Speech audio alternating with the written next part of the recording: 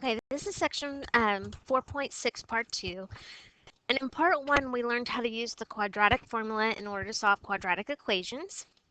And so this section of 4.6 focuses on using what they call the discriminant in order to figure out how many answers I'm supposed to have. So first of all, we have to figure out what they mean by discriminant. The discriminant, and if you remember, here is our quadratic formula, b squared minus 4ac all over 2a. This part right here, the b squared minus 4ac, that is the discriminant. Okay, so anytime I say find the value of the discriminant, we're talking about the b squared minus 4ac. And when we're finding the discriminant, it is no longer underneath the radical sign. Okay, so b squared minus 4ac is the discriminant. And here's what the discriminant is going to tell us. All right, we have lots of choices. If b squared minus 4ac is greater than 0, okay, or if b squared minus, I don't know what just happened there. Hang on, let me get it back up there. There we go. If b squared minus 4ac is a perfect square, then we have two answers, because if I were to graph it, that graph would cross my x-axis two different places. So I have two real rational numbers. Okay? Now, if b squared minus 4ac is greater than 0, but it is not a perfect square. So a perfect square, I'm talking like the square root of 4, the square root of 36. Those are perfect squares. Okay? Now, if I find b squared minus 4ac and it's greater than 0, but it's not a perfect square, like square root of 27, square root of 10, square root of 11, I have two real answers. They still cross two times, but it's an irrational number. So it's a decimal that never repeats or never terminates. Now, if b squared minus 4ac is equal to 0, I have one real rational root, which means this is what happens. My parabola touches the x-axis and then goes back either up or down. It only touches at one value. Now, if b squared minus 4ac is less than 0, which means I would have a negative underneath the radical sign, I have two complex roots, or two imaginary answers. Okay, complex, remember, this is a complex number. That's an example of one. It has to have an imaginary number with it, and that means when I graph that parabola, it's never going to cross the x-axis. Okay? So whenever I find the discriminant, I'm looking, and here are my choices. Is it greater than 0? If it is it a perfect square? Is it not a perfect square? Is it equal to 0? Or is it less than 0? Okay, and then here's where I'm going to put for my answers. I have two real rational roots. And remember, roots is just another answer for solution. Okay, or roots is where it crosses. Okay, so let's do an example.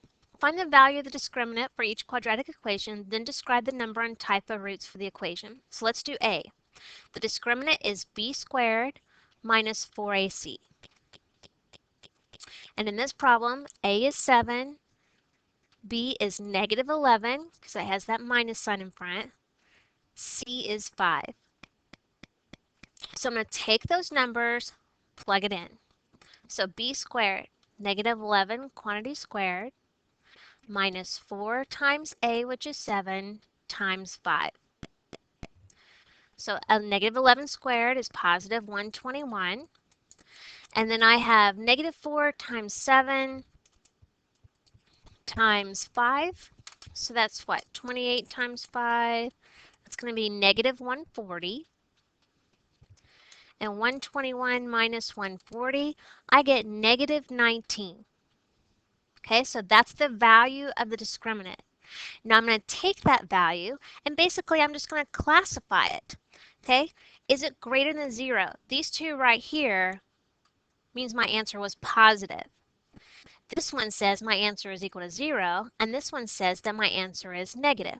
Well, I got a negative 19, So that means that I have two complex roots.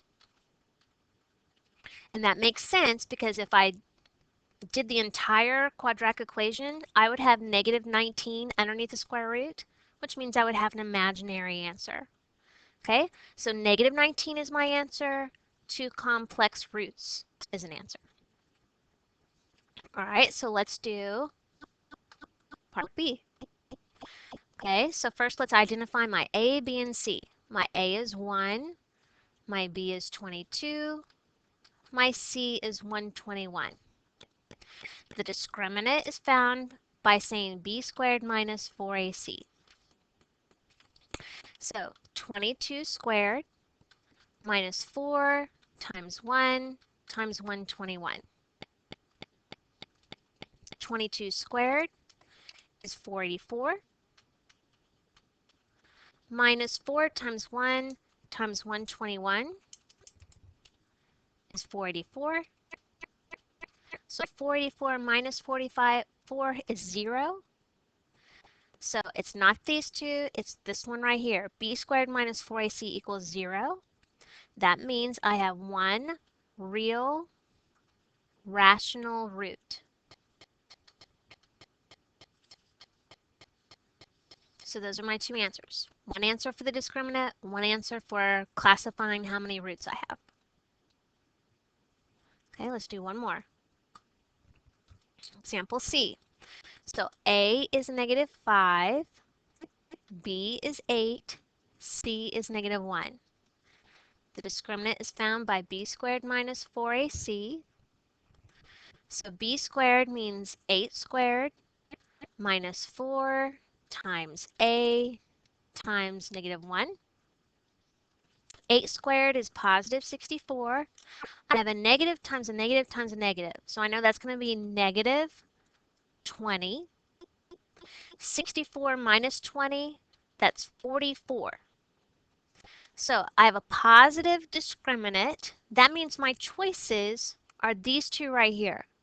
So b squared was greater than 0. Now I have to figure out, is 44 a perfect square or not a perfect square?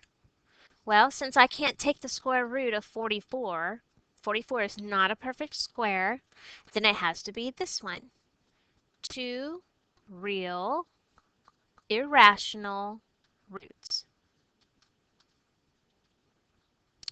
That means when it crosses the x-axis, it's going to cross at it's going to be decimals, either a non-repeating, non-terminating decimal.